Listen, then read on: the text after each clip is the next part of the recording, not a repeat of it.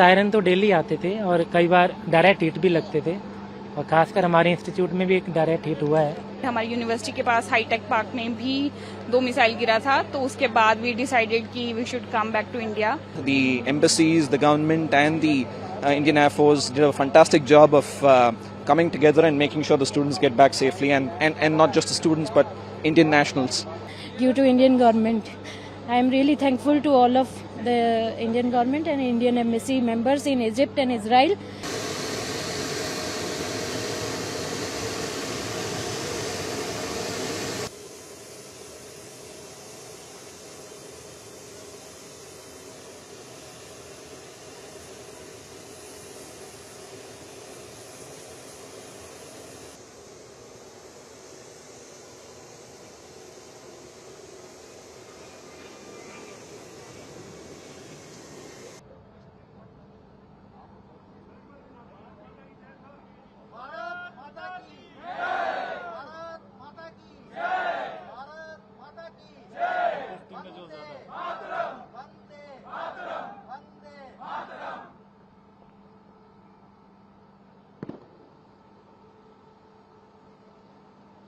वहाँ पे सायरन तो डेली आते थे और कई बार डायरेक्ट हिट भी लगते थे, और खासकर हमारे इंस्टीट्यूट में भी एक डायरेक्ट हिट हुआ है।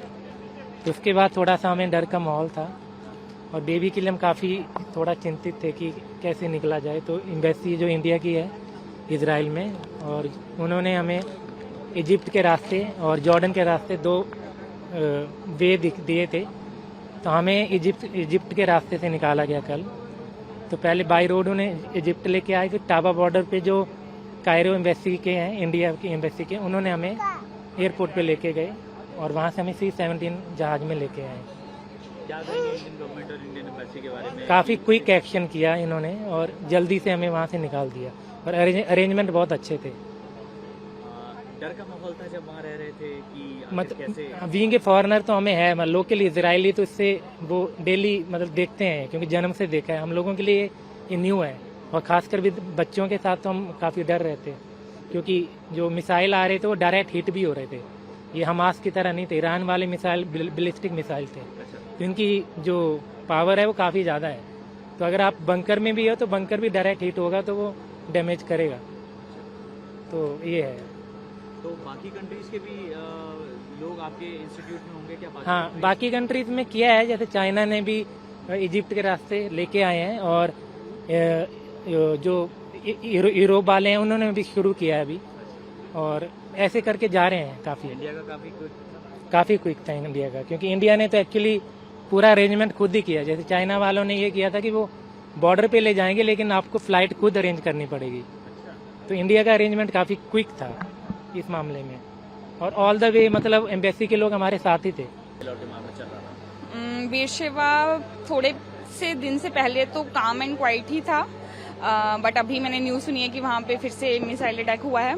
एंड सरोका हॉस्पिटल एंड हमारी यूनिवर्सिटी के पास हाईटेक पार्क में भी 2 मिसाइल गिरा था, तो उसके बाद वी डिसाइडेड कि we should come back to India. So it was like mixed type of feelings कि मे बी सिचुएशन ठीक भी हो सकती है, और मे बी सिचुएशन और वर्स भी हो सकती है। तो क्या इंडियन एम्बेसी ने आप लोगों से कांटेक्ट किया या फिर आप लोगों ने खुद किया, और कैसे आगे पूरा प्रोसीजर रहा, और क्या कहना चाहेंगे इंडियन एम्बेसी के बारे में? I think they have done a well appreciated job, like इतने शॉर्ट टाइम में like हमें इजिप्ट से इवैक्यूएट किया गया, और सब प्रोसेस पूरा फास्ट स्पीड पे प्रोसेस हुआ कि जल्दी से जल्दी बिना किसी डर के सब बच्चों को वहाँ से निकाला जाए। एंड फर्स्ट फ्लाइट में जैसे फैमिलीज वगैरह को प्रायोरिटी दी गई जिनके छोटे बच्चे थे, तो I think they have done a fantastic job. I'm doing my PhD in data science and cybersecurity at Ben Gurion University in Beersheba in Israel. And essentially the evacuation happened really smoothly thanks to the Government of India's initiatives, the embassy's initiatives, the Embassy of Tel Aviv. They coordinated with the embassy on the Egyptian side as well. That's how we came through. We evacuated through Egypt. And the governments of both Israel and Egypt also provided a lot of support to the students to make the whole process smooth. And it was a very well planned evacuation, and we are really grateful to our fine officers of the Indian Air Force as well for evacuating us through C-17 Globemaster.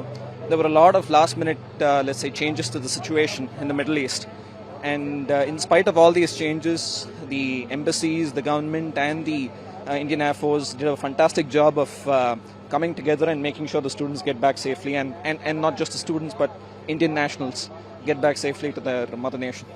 So, what was the situation at that time when you left Israel? So, by the time we had left, 2 missile impacts had already hit, let's say, civilian installations in Beersheba. And a lot of impacts had happened in Tel Aviv as well. Not a lot, several impacts had happened in Tel Aviv. A missile had hit Soroka Hospital, and a missile had hit the high-tech park in Beersheba as well. Sustained damage, and we realized after landing today here that while we were en route, mid-flight, there was in fact another attack on Beersheba, which in fact caused a few casualties as well. So the situation is becoming intense, but I believe that we all hope for peace. That's what I would like to say. Aditi ji, आप वहाँ पर कौन सी city में रह रही थी और कैसी सिचुएशन जब आप वहाँ से निकले? मैं इज़राइल में, हम लोग, मेरे हस्बैंड, मेरी डॉटर और मैं बियरशेबा में रहते थे, जहाँ पे बियरशेबा में सरोका हॉस्पिटल पे जो अटैक हुआ था वो हमारे वहाँ से 200 मीटर दूरी पे था। तो जब अटैक हुआ था तब हमने सुना था, हम शेल्टर में थे, तो बूम की 2 बार साउंड आई थी, तो हमें लगा हमारी बिल्डिंग हो गई है, पर विदिन 1 मिनट हमको पता चला कि सरोका में हुआ है। तो हम सेफ थे और टिल 10 डेज तक हम वहीं थे, हम सेफ थे। और इंडियन एम्बेसी ने और इज़राइल में हमारी बहुत उन्होंने हेल्प की थी। और फिर जब हमें कल बॉर्डर क्रॉस कराया गया इंडियन एम्बेसी ने, इज़राइल से टाबा बॉर्डर, इजिप्ट में एंट्री करने के लिए via Taba border, then we reached to airport and there we met with pilot, and they announced us that we go by C-17 aircraft, and yes, we are happy and we are safe here due to Indian government.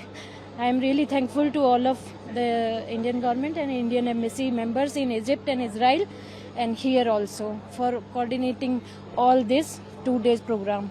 Thank you, thanks a lot. एक सवाल ये है कि Israel और भारत दोनों Yes. में क्या सबसे बढ़िया लगता है, क्या कहना चाहेंगे इसके बारे में?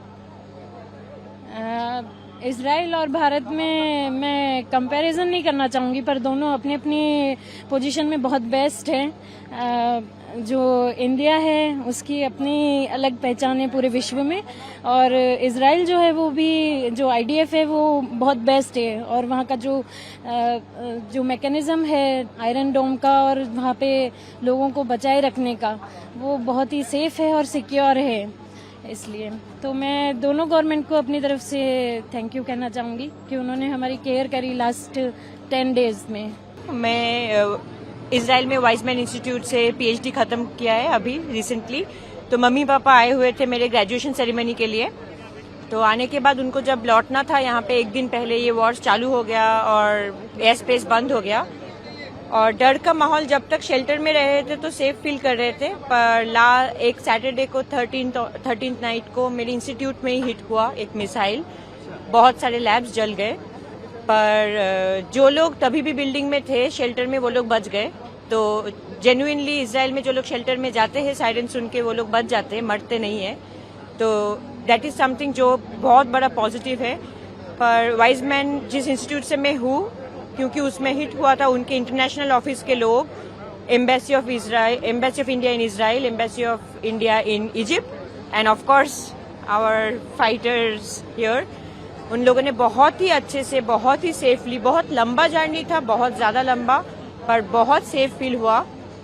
फर्स्ट टाइम फ्लाइट के फ्लोर पे बैठे तो बहुत ही अजीब सा, बहुत ही, और जब लैंड हुआ तो हमारे सबके मन में डाउट था। जब एयर स्पेस बंद था, कतार में अटैक हो रहे थे, तो हम लोग इजिप्ट में थे, पर यहाँ के एक ऑफिसर आके पोडियम में खड़े होकर सबसे पूछे भारत जाने के लिए तैयार है, तो सबने हाँ बोला।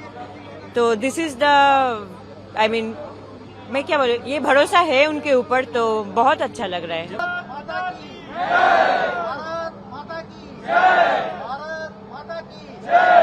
जो ज्यादा